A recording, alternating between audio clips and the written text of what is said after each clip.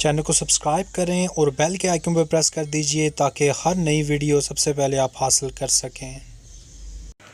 ایک بار درود پاک پڑھ کے کمنٹس میں اللہ لکھتے ہیں۔ اللہ جل وعلا کی حمد و ثنا کے بعد رسول رحمت، شفیع معظم، نبی محتشم، حضور ختم المرتبت صلی اللہ علیہ وآلہ وسلم کے حضور ناز میں اپنی عقیدتوں، ارادتوں اور محبتوں کا خراج پیش کرنے کے بعد واجب الاحترام ذوی الاحتشام معزز و مکرم سامعین، حاضرین، حاضرات، ناظرین و ناظرات، السلام علیکم ورحمۃ اللہ وبرکاتہ۔ مجھے اس بات کا شدت سے احساس ہے کہ یہ گراؤنڈ تنگ پڑ گئی ہے اور باہر سڑک سے ہم جس طرح گزر کے آئے ہیں آپ لوگوں کو بیٹھنے میں دقت محسوس ہو رہی ہے، لیکن کچھ وقت کے لیے نظم و ضبط کے ساتھ اگر آپ تشریف رکھیں گے، مشکل سہنے کے باوجود ایک دوسرے کو راحت پہنچانے کی کوشش کریں گے اور اپنی توجہات کو میری جانب مبذول کریں گے تو آج کے اس اجتماع کا مقصد حاصل ہوگا۔ کہیں یہ قیمتی وقت جگہ کی تلاش میں اور بسر نہ ہو جائے، جہاں جگہ ملی ہے کھڑے ہیں، بیٹھے ہیں، آواز اگر پہنچ رہی ہے تو اپنی توجہات کو میری جانب کر لیں۔ آج کی بابرکت شب جس کے دامن میں اتنی برکتیں ہیں کہ ہم اپنے دامن ہی تنگ پاتے ہیں، اپنی جولیاں ہی چھوٹی سمجھتے ہیں اور انوار ہیں کہ اتر رہے ہیں، دلوں کی دنیا حضور کی محبت سے سرشار ہے۔ اور آج ہمیں خوشی کیوں نہ ہو، آج کی شب میرے اور آپ کے آقا و مولا وہاں تک پہنچے ہیں جہاں کسی کا خیال بھی نہیں پہنچ سکتا۔ کوئی فلک تے رہ یار گیا، کوئی جا سدرا تے ہار گیا، ایک کالیاں زلفاں والا سی جڑا عرش تو بھی لنگ پار گیا۔ اتنا عروج کائنات میں حضور علیہ السلام سے پہلے نہ کبھی کسی کو ملا، نہ حضور کے بعد کسی کو ملا۔ وہ بلندیاں، وہ رفعتیں، وہ وسعتیں، وہ شان و شوکت، وہ عزت، وہ عظمت، وہ رفعت ان کا مقسوم ہوا جو انہی کا ہی حصہ ہے۔ اور اللہ تعالیٰ جل شانہ نے اتنا نوازا کہ کوئی کمی باقی نہیں رہی، اور حضور کے صدقے سے اس امت کو بھی نواز دیا گیا، بخشش کا وعدہ دے کر اس امت کے لیے 50 نمازوں کا تحفہ دے کے جو بعد میں سمٹ کے 5 رہ گئیں، اور خواتین سورہ بقرہ عطا کر کے اس امت کے دردوں کا درمان کیا اور انہیں سکون اور قرار کی دولت نصیب فرمائی۔ کتاب رحمت قرآن مجید اس واقعہ کو بہت شان و شوکت کے ساتھ بیان کیا ہے کہ وہ ذات پاک ہے جس نے اپنے عبد خاص کو، عبد مکرم کو رات کے مختصر حصے میں مسجد حرام سے مسجد خاص تک، مسجد اقصی تک سیر کرائی تاکہ وہ اپنے عبد خاص کو، اپنے بندہ خاص کو اپنی قدرت کی نشانیاں دکھائے۔ وہ مسجد اقصی جس کے اطراف میں رحمتیں برستی ہیں، انوار اترتے ہیں اور برکات کا نزول ہوتا ہے، اور پھر مسجد اقصی سے لے کر آسمان تک، اور آسمان سے سدرہ تک، اور سدرہ سے جہاں تک میرے رب نے چاہا اپنے محبوب کو سیر کرائی اور قدرت کے نشانات دکھائے، جنت کی سیر کروائی، حضور نے دوزخ کا ملاحظہ کیا، مسجد اقصی میں نبیوں کی امامت کروائی، بیت المعمور میں اللہ کے محبوب کی جلوہ گری ہوئی، انبیاء علیہم السلام سے ملاقاتیں ہوئیں، اور سب سے بڑھ کر اللہ نے اپنے محبوب کو اپنا دیدار عطا فرمایا۔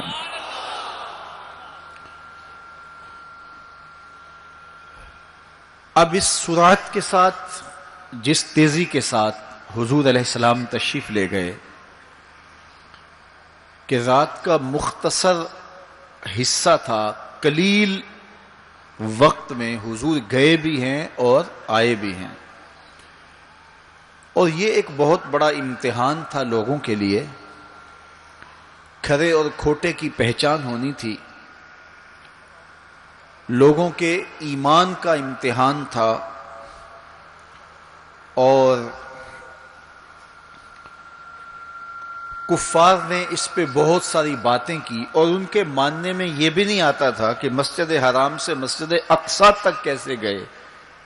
ابو جہل نے گلی گلی جا کے پروپیگنڈا کیا کہ ہمارا کون سا مسجد اقصی میں آنا جانا نہیں ہے، تو 1 مہینہ جاتے ہوئے لگتا ہے، 1 مہینہ آتے ہوئے لگتا ہے، تو چھو کے بھی آنا ہو تو 2 ماہ چاہیے، اور یہ رات کے مختصر وقفے میں وہاں سے ہو کر آنے کی بات کر رہے ہیں، تو یہ کیسے ہم تسلیم کریں، یہ باتیں کیسے مان لیں؟ تو وہ مسجد حرام سے لے کے مسجد اقصی تک حضور علیہ السلام کے جانے اور آنے کو نہیں مانتے تھے، اور ماننے والوں نے کہا سر عرش بھی گئے ہیں اور واپس آئے ہیں، ہم اسے بھی مانتے ہیں۔ ابو جہل نے گلی گلی جا کے کہا، اور اس نے یہ سمجھا کہ یہ میرے ہاتھ ایک چیز آ گئی ہے جس سے میں لوگوں کو حضور سے دور کر سکوں، اور وہ پوچھتا پھرتا تھا بتاؤ یہ بات ماننے میں آتی ہے؟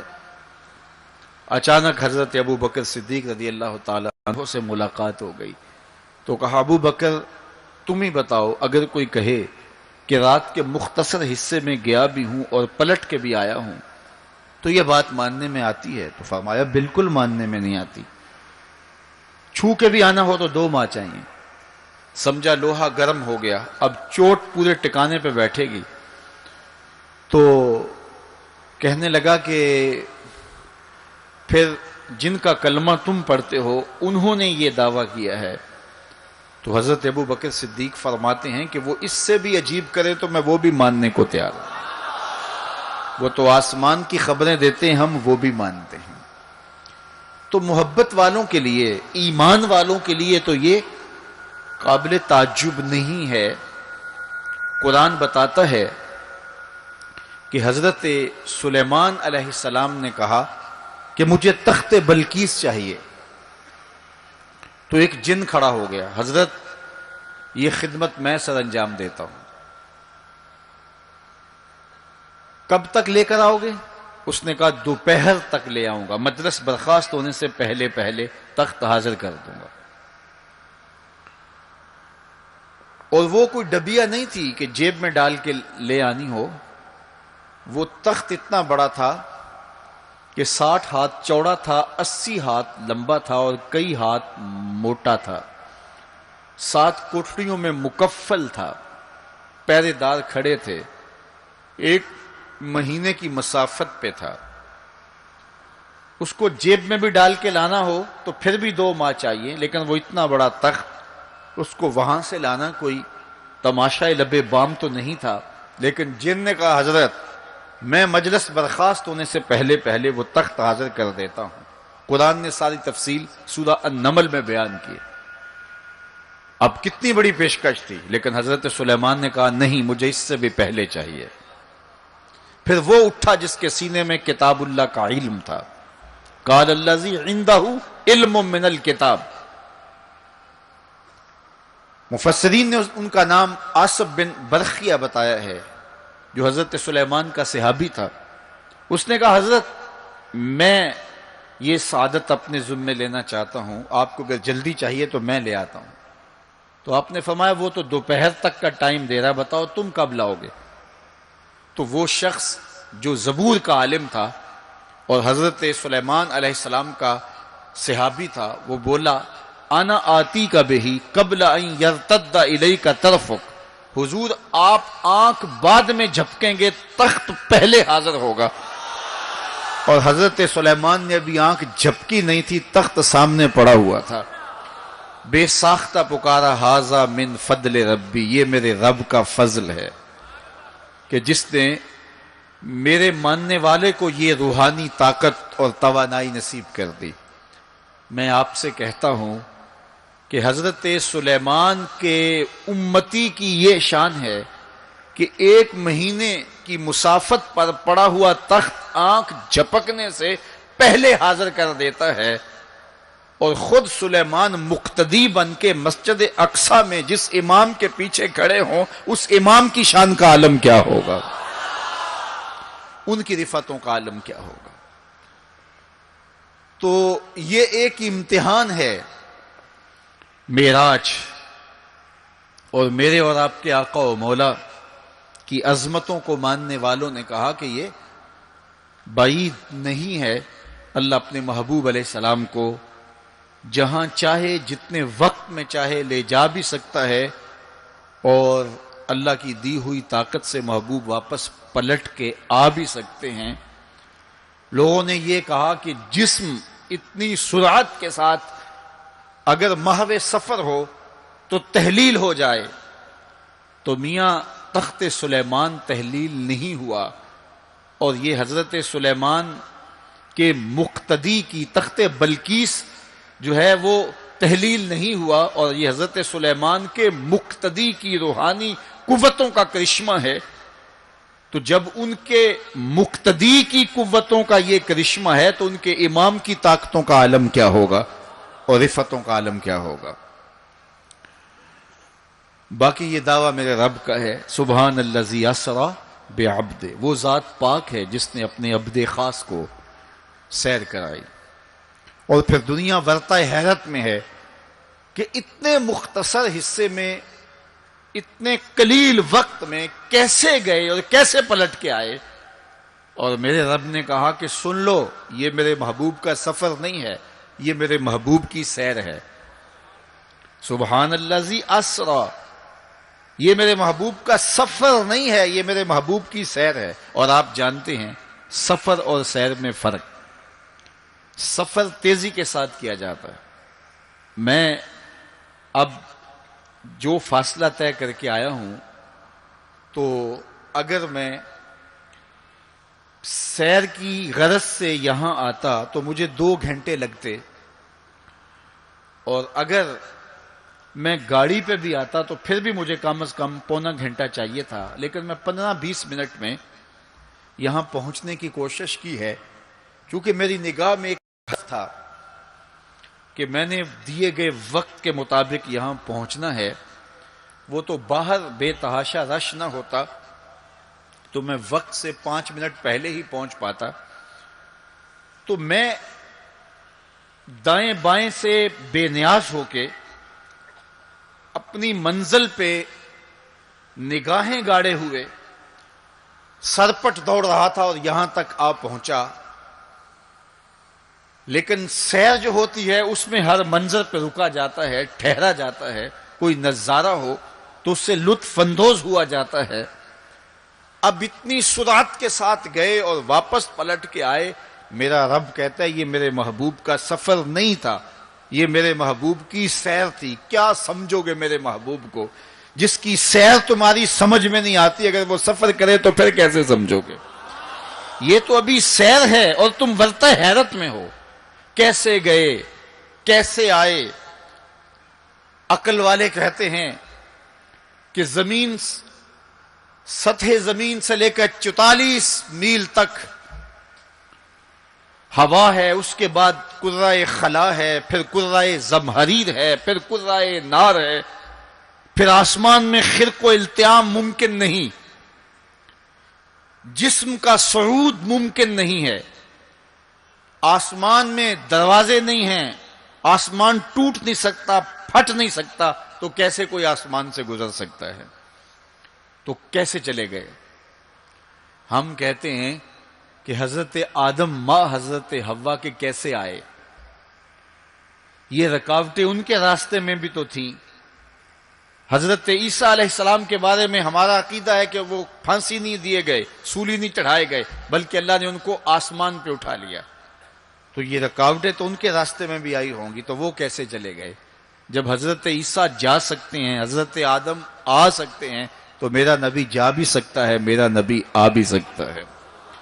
فرق یہ ہے ابھی تک جو گیا ہے پلٹ کے آیا نہیں، جو آیا ہے ابھی تک پلٹ کے گیا نہیں۔ میرے نبی گئے بھی ہیں، میرے نبی آئے بھی۔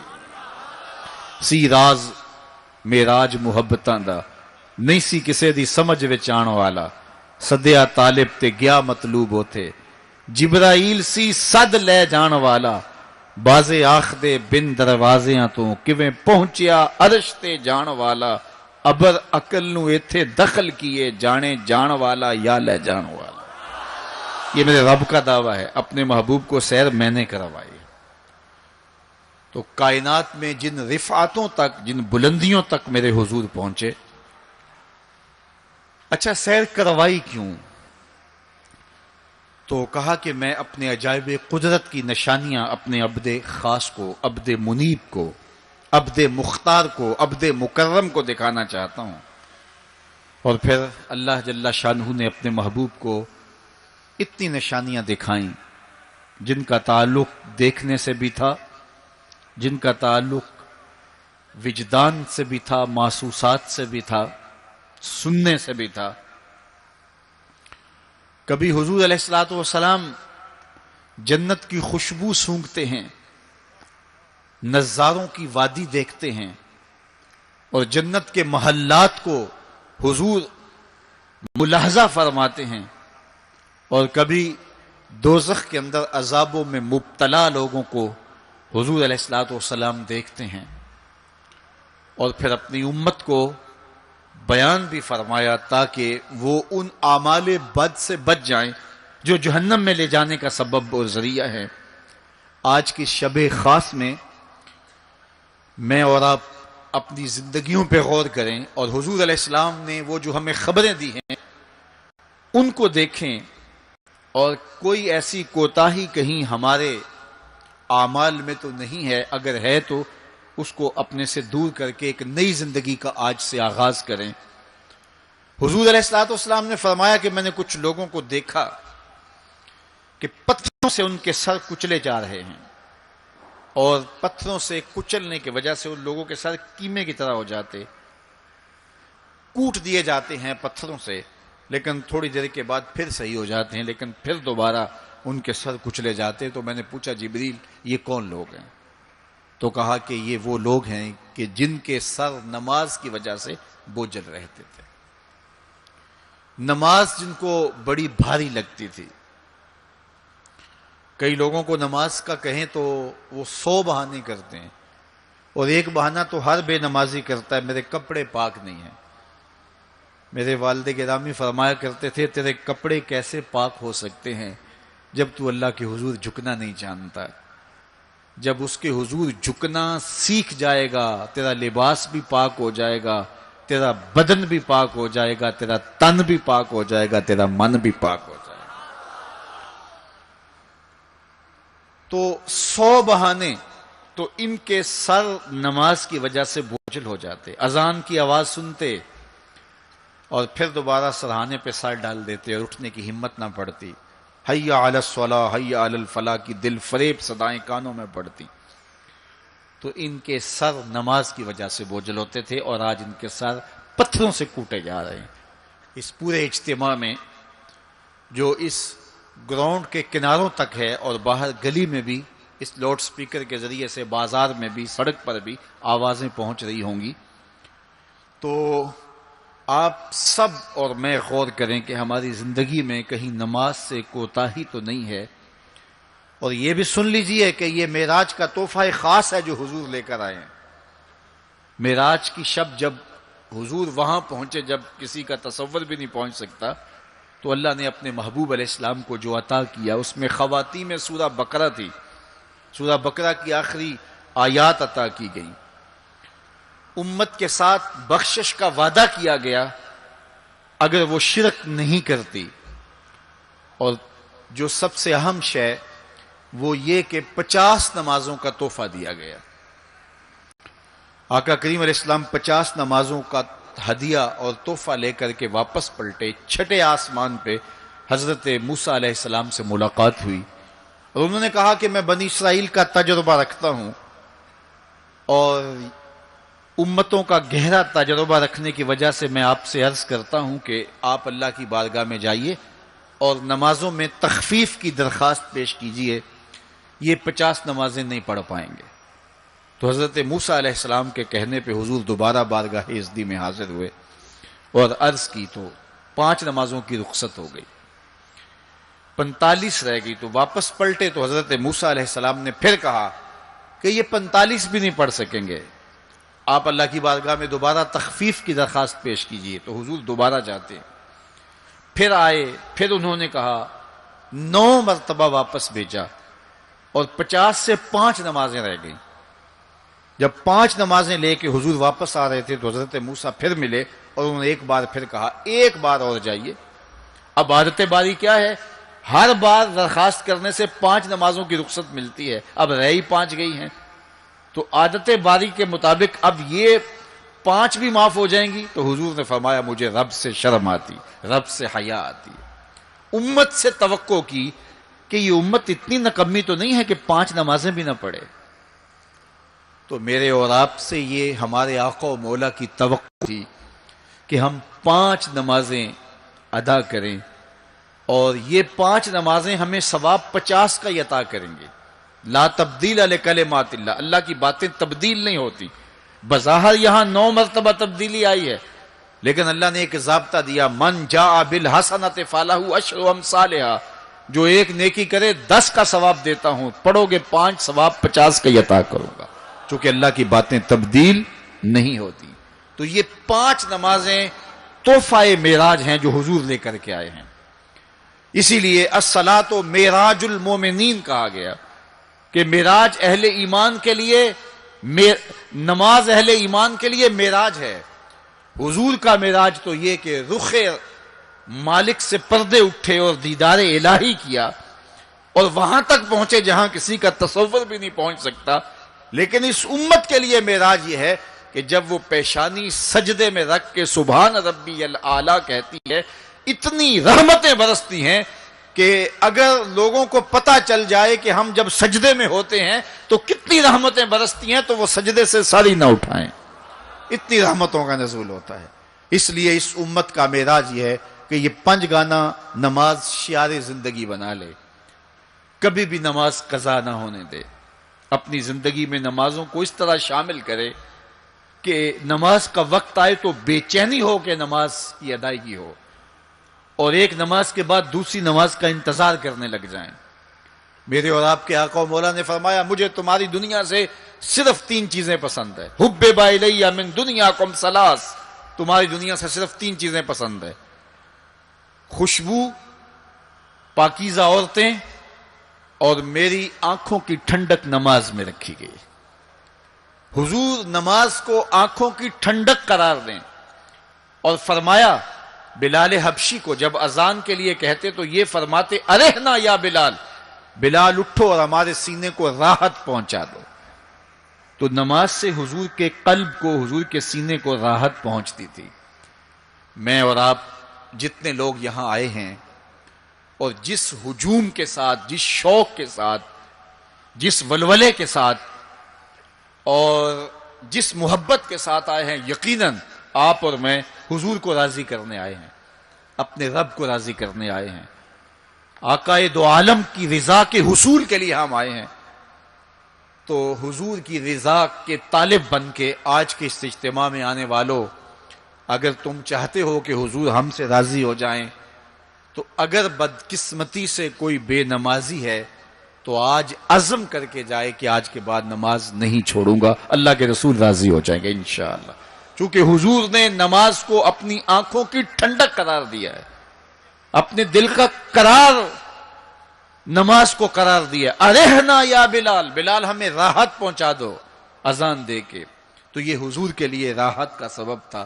تو 5 گانا نماز شعار زندگی رکھیں، اور جنہیں نماز نصیب ہے وہ یہ سمجھیں کہ نماز معراج المومنین ہے، تو پھر ہمیں سجدے میں اس کی لذت کیوں نصیب نہیں ہوتی؟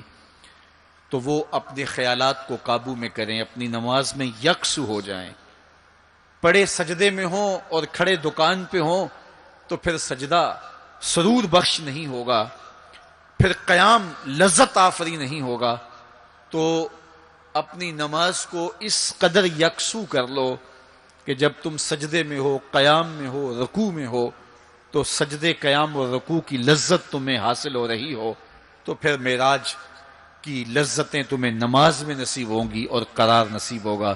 تو کہا میں نے کچھ لوگوں کو دیکھا کہ ان کے سر کوٹے جا رہے ہیں، اور میں نے پوچھا یہ کون لوگ ہیں؟ تو کہا یہ وہ لوگ ہیں کہ جو نماز نہیں پڑھا کرتے تھے، جن کے سر نماز سے بوجھل رہتے تھے۔ پھر کچھ لوگوں کو دیکھا معراج کی شب، فرماتے ہیں کہ ان کے آگے اور پیچھے چیتھڑے بندھے ہوئے ہیں، اور وہ کانٹے دار جھاڑیاں تھوہر کھا رہے ہیں، کڑوی جھاڑیاں کھا رہے ہیں، اور گرم پتھر چاٹ رہے ہیں اور کھا رہے ہیں۔ تو میں نے پوچھا کہ یہ کون بد نصیب لوگ ہیں؟ تو کہا یہ وہ لوگ ہیں جو اپنے مال کا صدقہ نہیں دیا کرتے تھے۔ مال کی زکوٰۃ نہ ادا کرنے والے سخت عذاب میں مبتلا ہوں گے اور اللہ کے قہر و غضب کا شکار ہوں گے۔ اور پھر فرمایا میں نے ایسے لوگوں کو بھی دیکھا کہ جن کے سامنے انواع و اقسام کے کھانے پڑے ہوئے ہیں، ہنڈیا کے اندر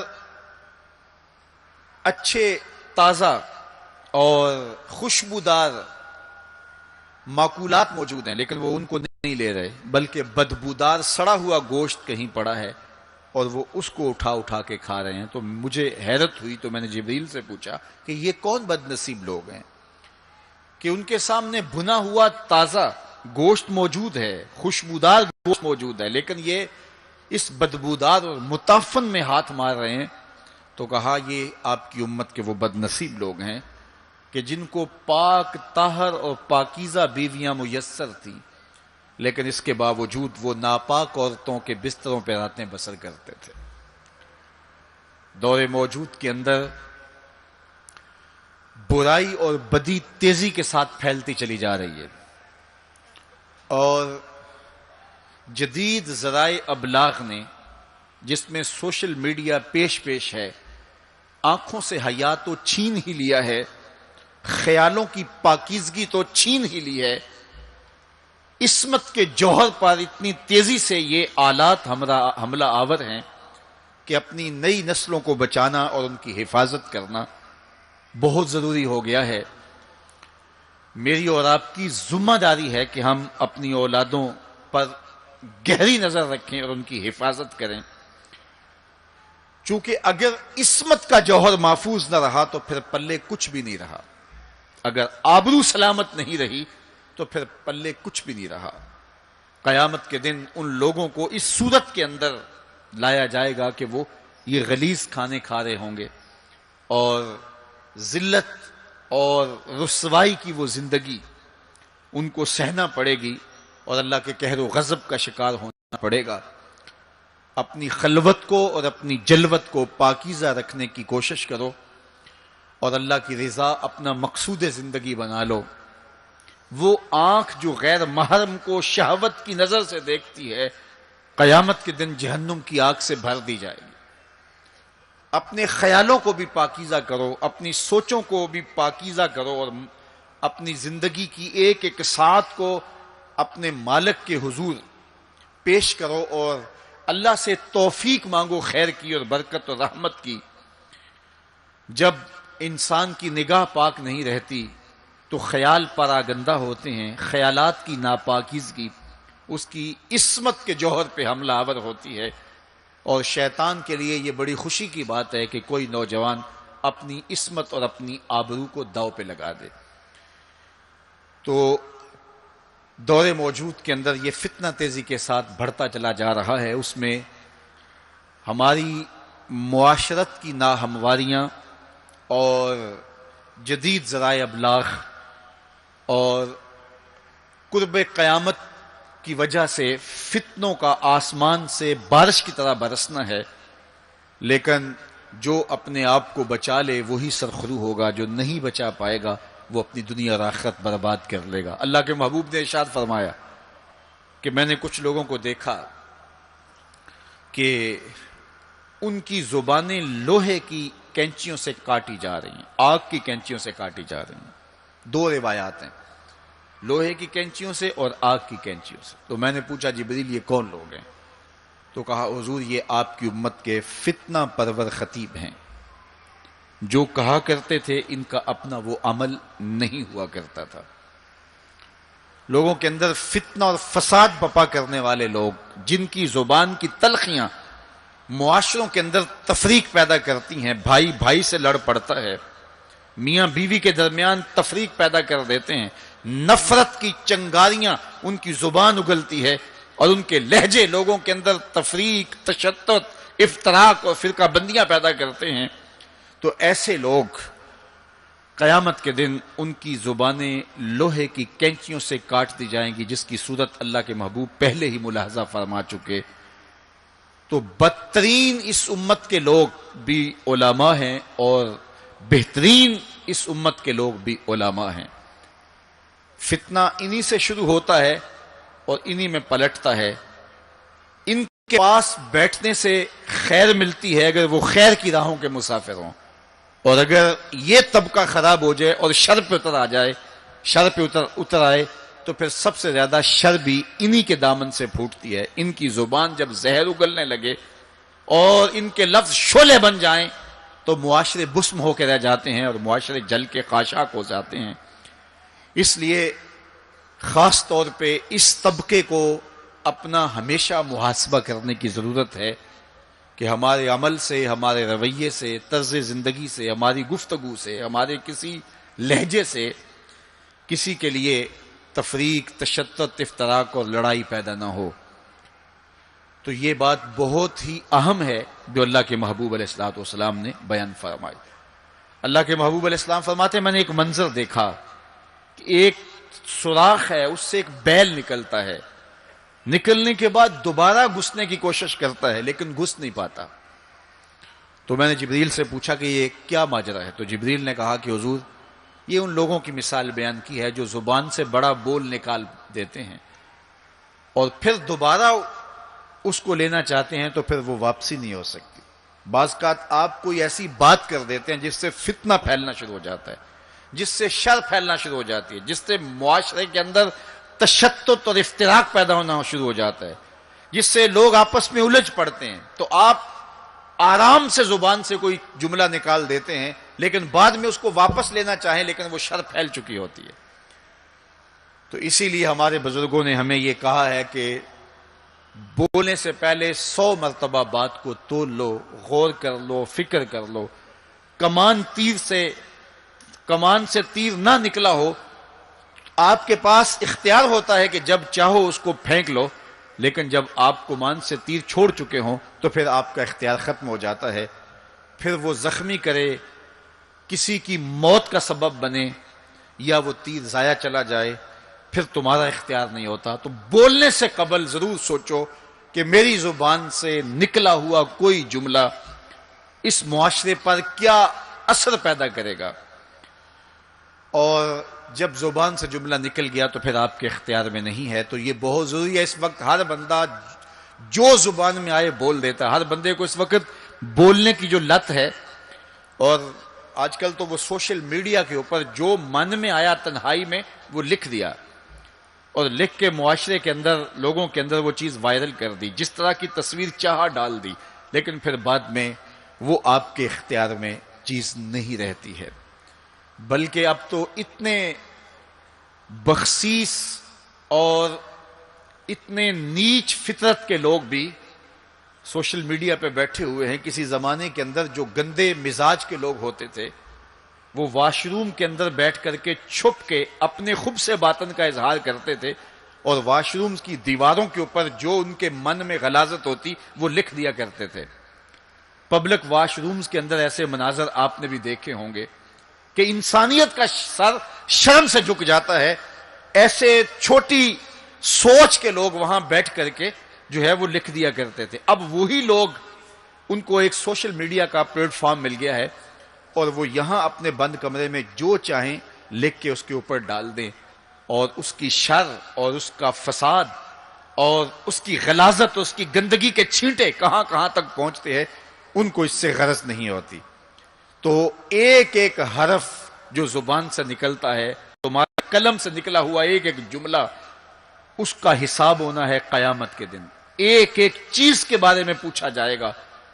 اور آج اگر تم سوشل میڈیا پہ کوئی بات چھوڑتے ہو یا کسی مجمع عام کے اندر کوئی بات کرتے ہو یا تنہائی کے اندر کوئی بات کرتے ہو اور پھر اس کی شر پھیلتی ہے، تو وہ شر تو پھر سفر کرتی رہے گی.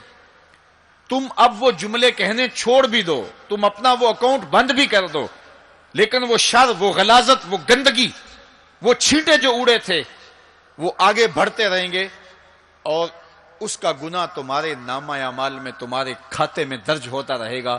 حتیٰ کہ تم مر بھی گئے تو پھر بھی تمہارے نامہ اعمال کے اندر وہ سب کچھ اترتا رہے گا. اس لیے اپنے آپ کو محتاط کرنے کی ضرورت ہے اور اپنے ایک ایک لمحے کو محفوظ کرنے کی ضرورت ہے. اپنے وقت کو قیمتی جانو. اپنی زبان کو کھولنے سے قبل 100 بار سوچو کہ جو میں لفظ کہہ رہا ہوں وہ کیا مجھے کہنا چاہیے یا نہیں. میرے اور آپ کے آقا و مولا نے فرمایا جو اللہ اور پچھلے دن پر ایمان رکھتا ہے وہ خیر کی بات کہے ورنہ چپ رہے.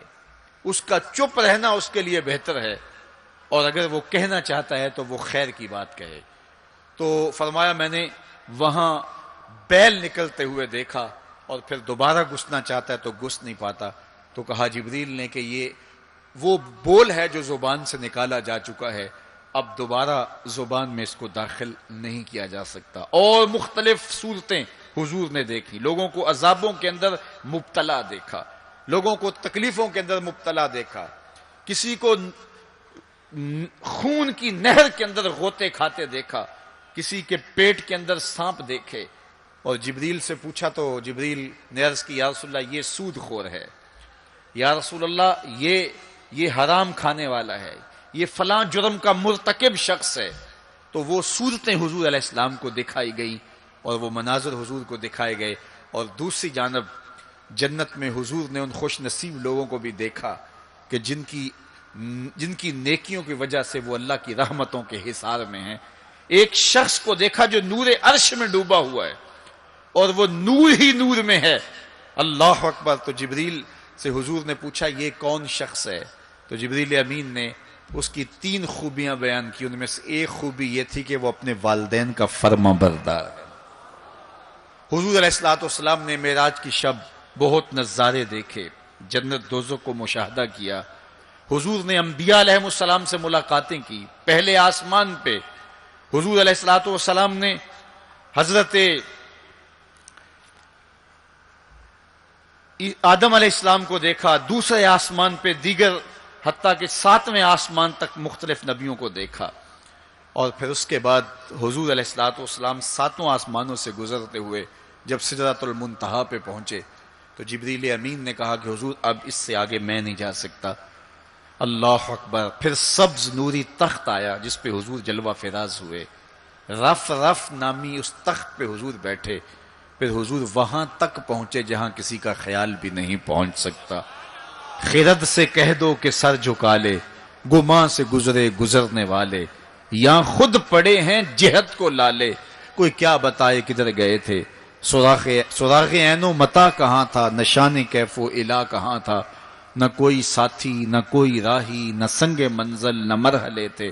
کمان امکان کے جھوٹے نکتوں تم اول آخر کے پھیر میں ہو. محیط کی چال سے پوچھو کدھر سے آئے کدھر گئے تھے، کوئی حد ہے ان کے عروج کی، بلغل اولاب کمالے۔ حضور علیہ الصلوۃ والسلام فرماتے رأیت ربی فی احسن صورہ، اللہ اکبر، سب سے بڑی دولت جو حضور نے ملاحظہ کی، سب سے بڑا نور جو حضور نے دیکھا، سب سے بڑی قدرت کی نشانی جو حضور نے دیکھی، وہ یہ تھا کہ حضور نے سر کی آنکھوں سے اپنے رب کا دیدار کیا۔ نور ہی نور، اجالے ہی اجالے، روشنیاں ہی روشنیاں۔ اللہ اکبر، خود بلایا محبوب کو اور اپنا جلوہ دکھایا۔ ایک کوہ طور پہ خود چل کے جاتے ہیں، رب ارنی انظر الیک، مالک میں تجھے دیکھنا چاہتا ہوں۔ تو جواب کیا ملتا ہے؟ لن ترانی، اے موسیٰ تم مجھے نہیں دیکھ سکتے۔ اور ایک ام ہانی کے گھر لیٹے ہیں اور چادر اوڑھ کے استراحت کر رہے ہیں، جبریل جا کے حاضر ہو کے عرض گزار ہوتے ہیں، ان اللہ اشتاق الی لقائک یا رسول اللہ، محبوب آپ لیٹے ہو، آپ کا رب آپ کا دیدار کرنا چاہ رہا ہے۔ تبارک اللہ، شان تیری، تجھی کو زیبا ہے بے نیازی۔ کہیں پہ وہ جوش لن ترانی، کہیں تقاضے وصال کے تھے۔ ایک کوہ طور پہ خود چل کے جاتا ہے اور دیدار کی طلب کرتا ہے، مالک میں تجھے دیکھنا چاہتا ہوں۔ جواب کیا ملتا ہے؟ لن ترانی، اے موسیٰ تم نہیں دیکھ سکتے۔ پہم اسرار ہوتا ہے بار بار، یا اللہ میں تجھے دیکھنا چاہتا ہوں۔ علماء نے لکھا جب یہ کہہ دیا گیا تم نہیں دیکھ سکتے تو پھر تقاضا کیوں تھا؟ کہا اس لیے کہ رب کا کلام سنا تھا، اس لیے تڑپ تھی، جس کے کلام میں اتنا لطف ہے دیدار کا مزہ کیا ہوگا۔ تو کہا تھا مالک میں تجھے دیکھنا چاہتا ہوں۔ اچھا اگر مجھے دیکھنا چاہتے انظر الی الجبل، اس پہاڑ کو دیکھو، اگر یہ اپنی جگہ پہ کھڑا رہا تو تم مجھے دیکھ لو گے۔ اللہ نے اپنی رویت کو استقرار جبل کے ساتھ معلق کر دیا۔ علامہ سعد الدین تفتازانی علیہ رحمہ نے شرح قائد نصفیہ میں اس پہ گفتگو کی ہے کہ ممکن کے ساتھ معلق بھی ممکن ہوتا ہے۔ گویا اللہ کا دیدار ممکن ہے، تو اللہ تعالیٰ جل شانہ نے کہا کہ اس پہاڑ کو دیکھو، یہ اگر اپنی جگہ ٹھہرا رہا تو تم مجھے دیکھ لو گے۔ یہ الگ بات ہے کہ وہ پہاڑ ٹھہر نہ سکا، اللہ کے جلووں کی تاب نہ لا سکا۔ اللہ تعالیٰ نے اس پہاڑ پہ جب اپنی تجلی کا نزول کیا، اور وہ بھی تجلی ذاتی نہیں تھی، تجلی صفاتی، اور اس کا بھی عکس، پرتو، ظل اور سایہ اس پہاڑ پہ ڈالا، اور پہاڑ اس جلوے کی تاب نہیں لا سکا۔ طور جلنے لگا، خر موسیٰ سائے کا قرآن بتاتا ہے۔ حضرت موسیٰ علیہ السلام بھی بے ہوشی کی کیفیت میں زمین پر تشریف فرما ہو گئے۔ اللہ اکبر۔ اس کے بعد جب ہوش میں آئے تو حضرت موسیٰ اللہ کی بارگاہ میں عرض گزار ہے، مالک میں تیرے حضور توبہ کرتا ہوں، میں نے تقاضا ہی کیوں کیا۔ اللہ اکبر۔ جلووں کی تاب نہیں لا سکے، اور وہ تجلی ذاتی بھی نہیں تھی، تجلی صفاتی تھی، اور وہ بھی تجلی صفاتی کا عکس تھا، سایہ تھا، اور وہ بھی پہاڑ پہ پڑا، پہاڑ سے منعکس ہو کے حضرت موسیٰ علیہ السلام پہ آیا، لیکن تاب نہیں لا سکے۔ لیکن اللہ کے دیدار کا سرما تو آنکھوں میں لگ گیا تھا، ایک جھلک تو پڑی تھی۔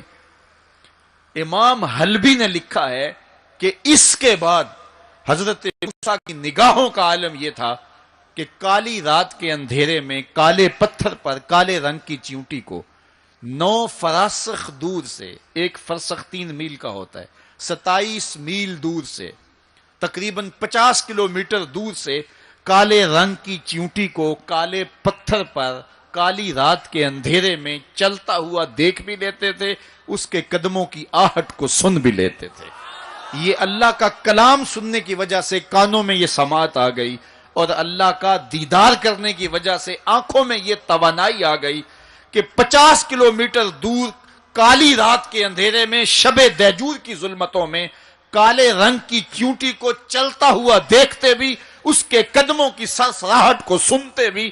یہ اس کی نظر کا کمال ہے جس نے تجلی صفاتی کا پرتو پہاڑ پہ پڑتے ہوئے دیکھا اور تاب نہ لا سکا، اور جو ذاتی تجلیوں میں گم رہا اور آنکھ بھی نہیں جھپکتا، اس محمد عربی کی نگاہوں کا عالم کیا ہوگا، ان کی نظروں کا عالم کیا ہوگا۔ اسی لیے فرمایا انی ارا ما لا ترون واسمع ما لا تسمعون، جو میں دیکھتا ہوں وہ تم نہیں دیکھتے، جو میں سنتا ہوں وہ تم نہیں سنتے۔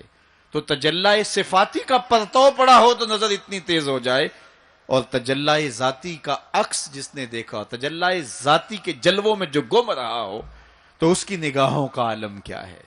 اللہ اکبر. یہاں تو خضا موسیٰ صاعقہ ہے، وہاں کیا ہے؟ ما زاغ البصر وما طغی.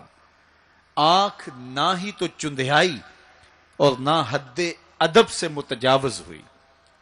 کیسی آنکھ ہے؟ جب جلوائے محبوب دیکھا تو آنکھ چندھیائی بھی نہیں.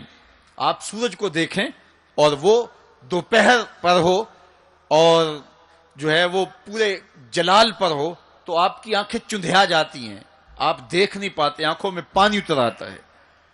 اب یہ آنکھیں کیسی تھیں کہ جب جلوائے جمال خدا دیکھا تو خدا کہہ رہا ہے، رب کہہ رہا ہے ما زاغ البصر. کیسی آنکھیں ہیں کہ جو چندھیائی نہیں ہیں، وما طغی، اور حد ادب سے متجاوز بھی نہیں ہوئی ہیں.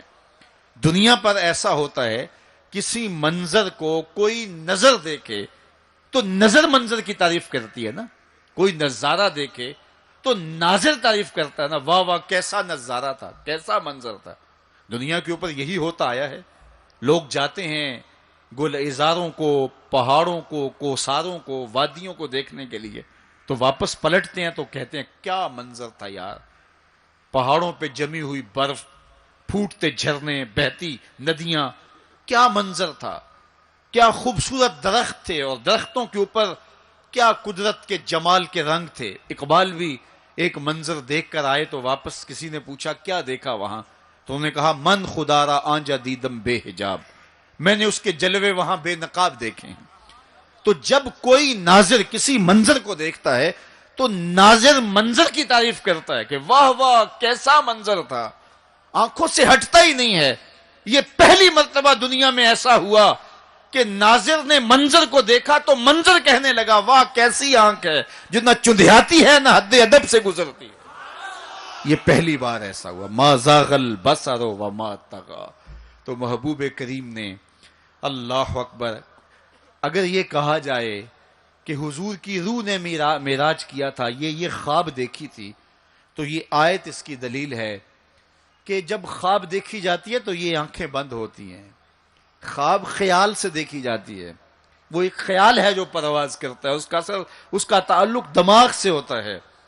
اور اگر روح کا دیکھنا ہو تو وہ روح بھی آنکھوں سے نہیں دیکھتی، ان آنکھوں سے، اس کی روح کی اپنی آنکھیں ہیں. تو جب آنکھوں کا ذکر کیا کہ آنکھ چندھیائی نہیں اور حد ادب گزری نہیں، تو محبوب پتا چلا کہ جو جلوہ دیکھا تھا وہ خواب میں نہیں دیکھا تھا، وہ اس آنکھ نے دیکھا تھا. جو جلوہ دیکھا تھا وہ آنکھ نے دیکھا تھا. اسی لیے تو بات آنکھ پہ ہو رہی ہے. ما زاغ البصر وما طغی. آنکھ چندھیائی نہیں، حد ادب سے گزری نہیں، تو معلوم ہوا کہ جو دیکھا تھا وہ آنکھ نے دیکھا ہے، اسی لیے تو آنکھ کی بات ہو رہی ہے. اور پھر ایک اور بات سنو، آگے قرآن کہتا ہے ما کذب الفؤاد ما رأى. جو آنکھ نے دیکھا دل نے اس کی تکذیب نہیں کی. یعنی جب آنکھ نے وہ جلوہ دیکھا تو آنکھ نے دل سے پوچھا کہ یہ وہی ہے، چونکہ دل میں تو وہ پہلے ہی رہتا تھا، دل میں تو بسیرے پہلے ہی تھے، دل میں تو پہلے ہی تھے.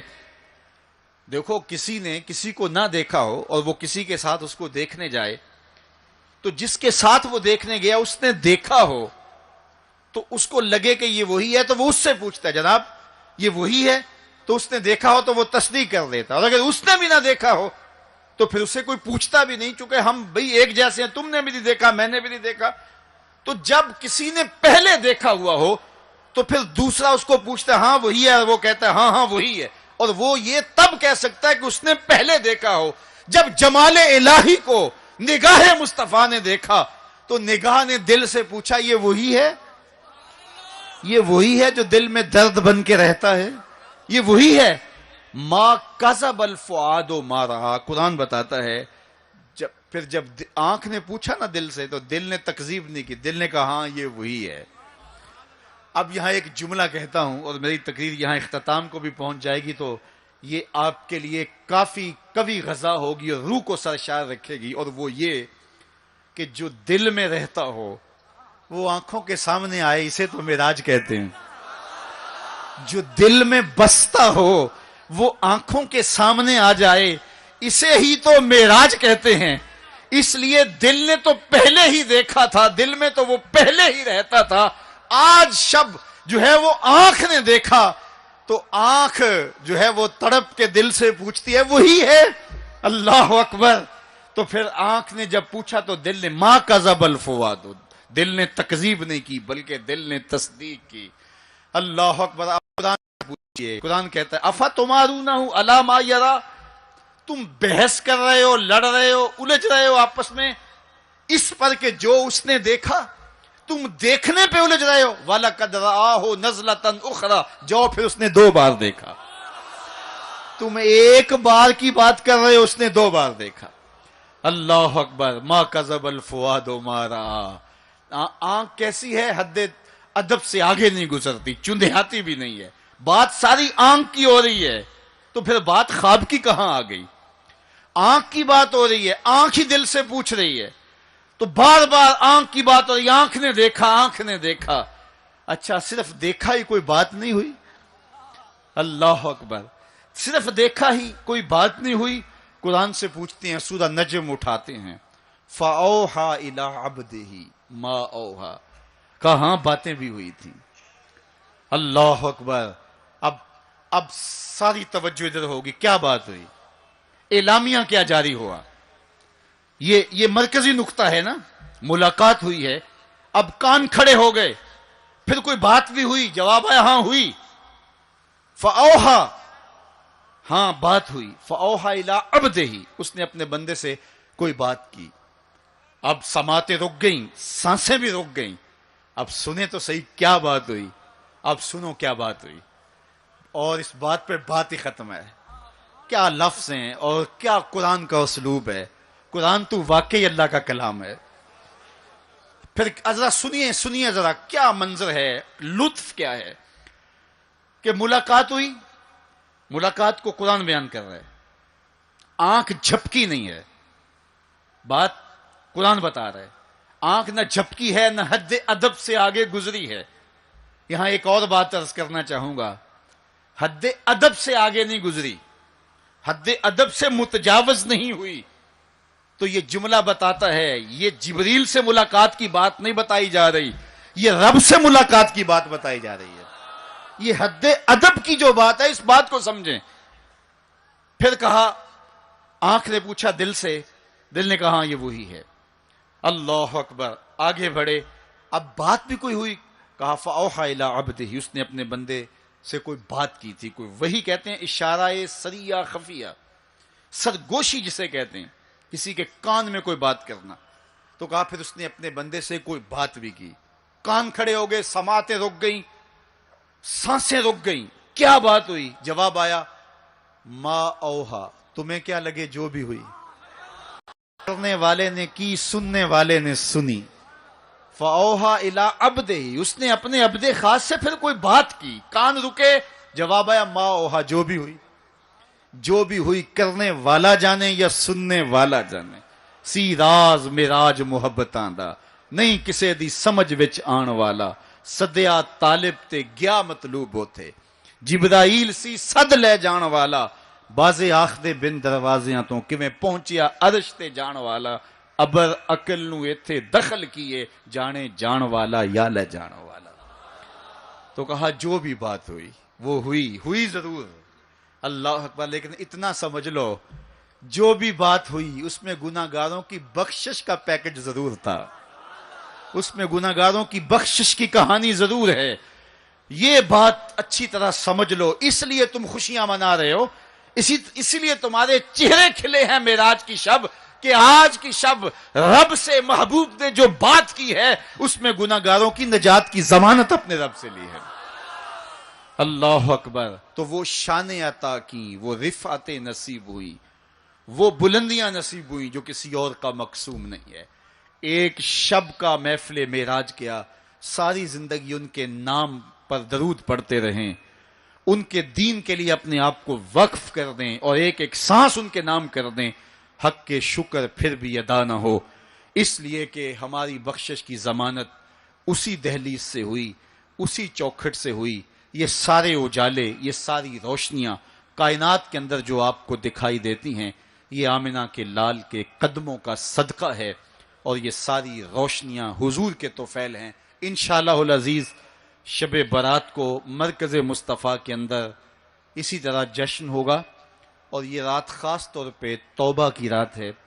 انشاءاللہ 1 بجے شب ہم دعا کرنے کی کوشش کریں گے۔ جس شوق و وارفتگی کے ساتھ آپ تشریف لائے ہو، اسی شوق سے وہاں بھی آنا۔ مجھے اس بات کا پتہ ہے کہ اس وسیع اور عریض گراؤنڈ میں پچھلے سال بھی جگہ کم پڑ گئی تھی، لیکن اب ہم نے الحمدللہ مرکز مصطفیٰ کو مزید وسیع کیا ہے۔ 1 لاکھ آدمی وہاں سہولت سے بیٹھ سکتا ہے۔ تو انشاءاللہ العزیز یہ 14 اور 15 شعبان کے درمیانی شب آپ کا وہاں انتظار کریں گے۔ اب بارگاہ رسالت مآب میں سلام پیش کیا جائے گا، سلام کے بعد دعا ہوگی۔ دعا عبادت کا مغز ہے، اس میں سارے لوگ شریک ہو کے جائیں۔ وآخر دعوانا ان الحمدللہ۔